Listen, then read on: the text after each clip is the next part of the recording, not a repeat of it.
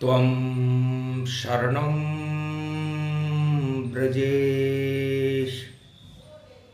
खबर one news channel पर ज्योतिष मार्गदर्शन में सभी ज्योतिष जिज्ञासुओं का हार्दिक अभिनंदन है, स्वागत है। आप हमारे लोकप्रिय कार्यक्रम को पसंद कर रहे हैं, इसके लिए आपका अभिनंदन। गुरुवार का दिन है, अमावस्या है। अमावस्या में अंधकार रहता है और जीवन में अंधकार में प्रकाश गुरु की कृपा से प्राप्त होता है। अगन का महीना है। सबसे पहले हम आपको कुंडली के अंदर कुंडली को फलित कैसे करें, तो सबसे पहले आप अपनी कुंडली में जहाँ भी आपके गुरु विराजमान हैं वहीं से कुंडली को देखना प्रारंभ करें और गुरु की डिग्री को भी देखें। गुरु आकाश तत्व है और आपकी जीव आत्मा है। ये जीव आत्मा आपके जीवन को 100 वर्षों तक किस तरह यात्रा करेगी, इसे आप कुंडली में सबसे पहले जहां गुरु विराजमान है वहां से देखें।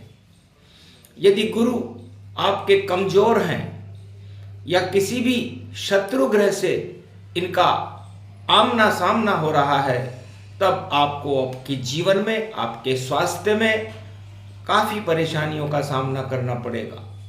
गुरु के शत्रु शुक्र और बुध ही होते हैं।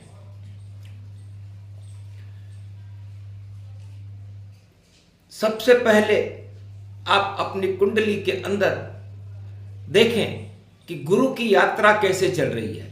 गुरु के 1, 5 और 9 भाव एक त्रिकोण होता है। जहां गुरु विराजमान होते हैं उससे 5 घर आगे और उससे 9 घर आगे यदि गुरु के मित्र बैठे हुए हैं, तब आपकी कुंडली के फल बहुत शुभ होंगे।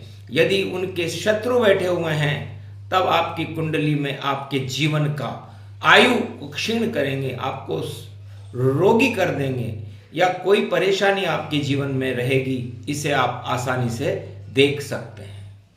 गुरु का संबंध, गुरु के शत्रु और मित्रों का संबंध 1, 5, 9, 3, 7, 11 और 2, 12 से होता है। 1, 5, 9 ये एक त्रिकोण है। एक ही कमरे के अंदर वो सारे ग्रह बैठे रहते हैं जो 5 घर आगे बैठता है। उसके बाद 3, 7, 9 इसको प्रभावित करने वाले ग्रह होते हैं। इनमें भी यदि कोई शत्रु ग्रह बैठ जाए इस त्रिकोण में, तो वो आपकी आयु को, आपकी कुंडली को काफी संघर्ष में डाल देते हैं। और 12वां घर और दूसरा घर, यदि यहां पर भी किसी शत्रु ग्रह या मित्र ग्रह की दृष्टि हो तो वो शुभ और अशुभ फल देते हैं। सबसे पहले हम गुरु को देखें। गुरु राहु और केतु से भी बहुत प्रभावित होता है।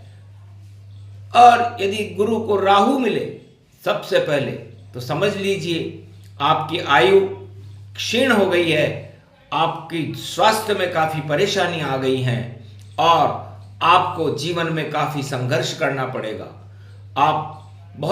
ये गुरु चांडाल दोष कहलाता है और आपके मस्तिष्क में, आपकी बुद्धि को ये प्रभावित करता है। उसके बाद आप जीवन की दशा और दिशा बदल जाती है। इसलिए गुरु और राहु यदि कुंडली में 1, 5, 9 में मिलते हों, 2, 12 में मिलते हों, 3, 7, 11 में मिल जाते हों, तो समझ लीजिए आपका जीवन काफी संघर्षमय होगा और आपकी जिंदगी, आपकी आयु और आपके जीवन स्वास्थ्य पर काफी खराब प्रभाव पड़ने वाला होता है। आपके लीवर, आपकी किडनी, डायबिटीज रोग, किडनी रोग या कई तरह की बीमारियां स्वास्थ्य संबंधी आपको मिल जाएंगी। ये गुरु और राहु का प्रभाव होता है, क्योंकि राहु एक छाया है जो ज्ञान के ऊपर छाने के बाद अज्ञानता को उत्पन्न करती है। यदि गुरु के आगे आपको केतु मिलते हैं तो समझ लीजिए आपकी जिंदगी एक साधु जैसी जिंदगी है। आपको श्वास रोगों की परेशानी हो सकती है और आपका जीवन 30 वर्ष के बाद ही उन्नति के मार्ग पर जाएगा। उसके पहले आपको जीवन में काफी संघर्ष करना पड़ेगा। यदि गुरु के आगे चंद्रमा हो तो समझ लीजिए कि आपकी माता भी काफी धार्मिक होगी और आपको यात्राएं करने का बड़ा शौक होगा और यात्राओं से आपको धन अनार्जन होगा। और गुरु और चंद्रमा की युति आपको भगवान कृष्ण या भगवान विष्णु की आराधना कराने में सक्षम होगी और उनकी कृपा से आपका जीवन काफी उन्नतिशील होगा। हो सकता है गुरु और चंद्रमा की युति वालों को भोजन करने का, 56 भोग खाने का, अलग विभिन्न प्रकार के व्यंजन का आनंद लेने का बड़ा शौक होता है, क्योंकि चंद्रमा भगवान श्री कृष्ण है और चंद्रमा ही वृंदावन और ब्रज भूमि है और वहां के गोप ग्वाल भी गुरु और चंद्रमा से ही आच्छादित रहते हैं और 56 भोग भगवान श्री कृष्ण बांके बिहारी और श्रीनाथ जी के लगते हैं। तो गुरु और चंद्रमा वाले को भोजन करने का बड़ा आनंद आता है, यात्राएं करने में बड़ा आनंद आता है और उसकी मां भी बड़ी भक्ति भाव वाली होती है।